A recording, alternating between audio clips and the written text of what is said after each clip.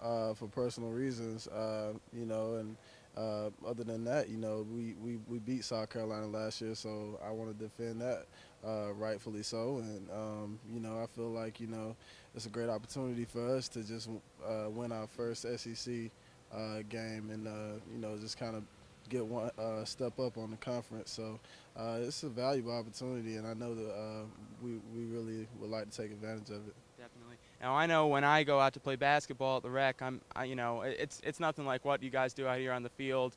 I might get crossed up a couple of times. It's kind of embarrassing, but I do try to get pumped up before the game. What do you think you do, like before the game, to get pumped up? Is there any music or anything involved, something like that?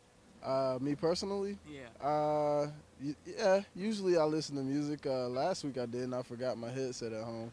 Yeah. So, a lot of praying usually, and, reading books and Bibles, whatever you can get your hands on. Anything to occupy your mind and try to keep you away from the playbook sometimes because, that thing can get kind of mind-boggling. But, other than that, it's just kind of game preparation and reading, and I like to listen to music, but I wasn't able to do that last week. Gotcha. And now, just finally, now the fans got to get pumped up too, and I'm sure everyone's pumped for the first home game of the season. But do you have any advice for them? The fans, Mm-hmm. wear black. We're black. We're black. We're hoping to have a full blackout, and we're hoping to knock the lights out on South Carolina Thursday night. So everybody just come and wear your black and cheer us on and don't stop no matter what. Hey, you heard the man. Chris, thank you very much. All right. Appreciate it. All right. Yeah.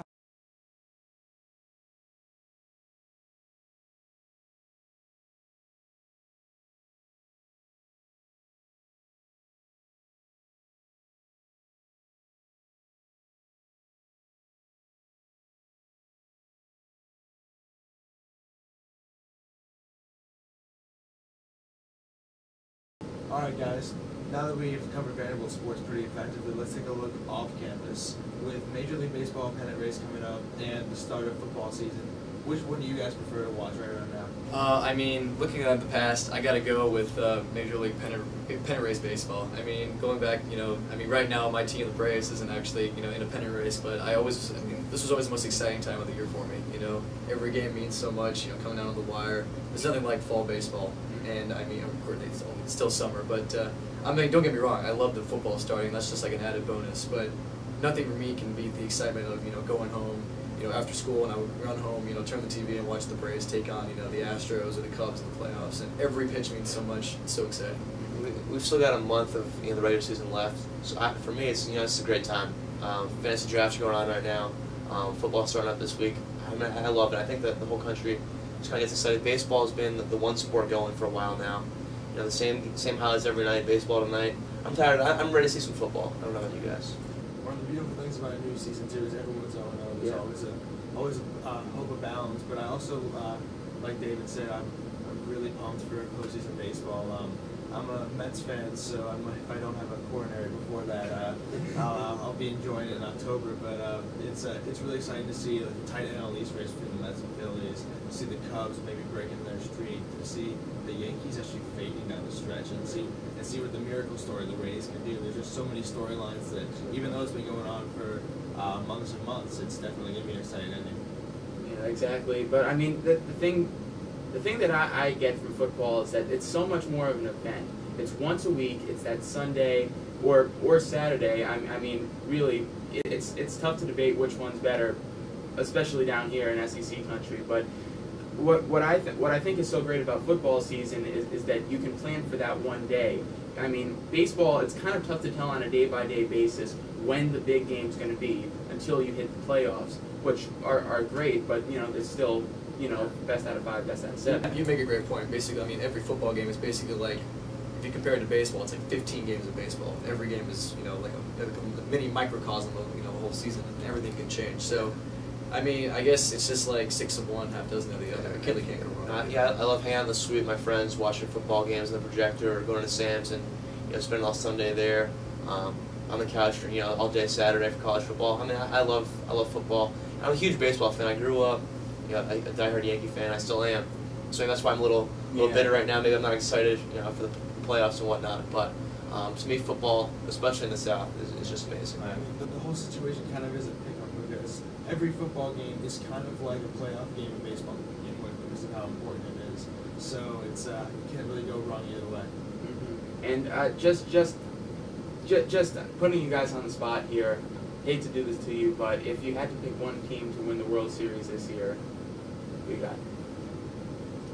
Without cursing them, I'm going to go with my preseason pick. I'm going to go with the Chicago Cubs. And I'm going to go with the Anaheim Angels. I'm going to go with, I wish I could go with the Mets, I really do, but I'm going to go with the Cubs, Rays, World Series, Rays winning in 7.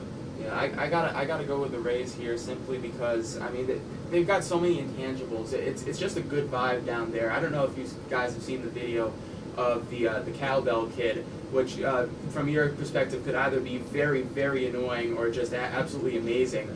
But I just love the vibe I'm getting from that team down there. Of course, Longoria injured, Crawford injured. They've got things to overcome, but I think they'll pull it out.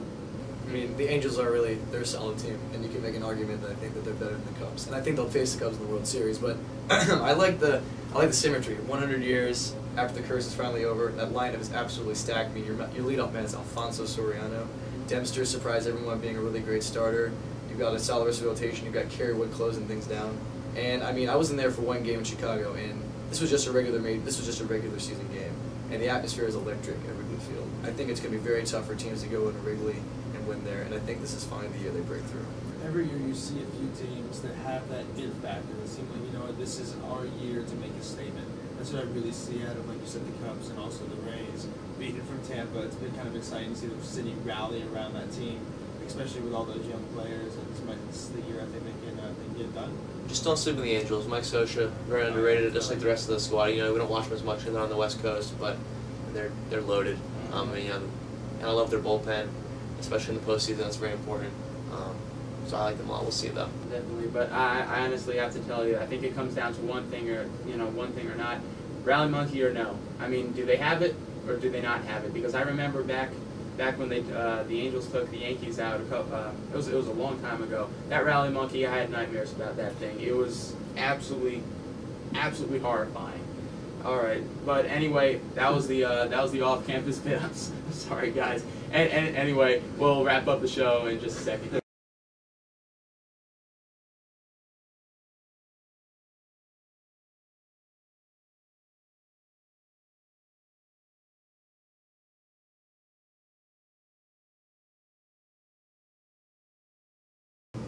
That's about all we have for you this week. Thanks for watching. Definitely. We leave you now with one goalie's dream come true and another one's nightmare realized. This guy, you'll see.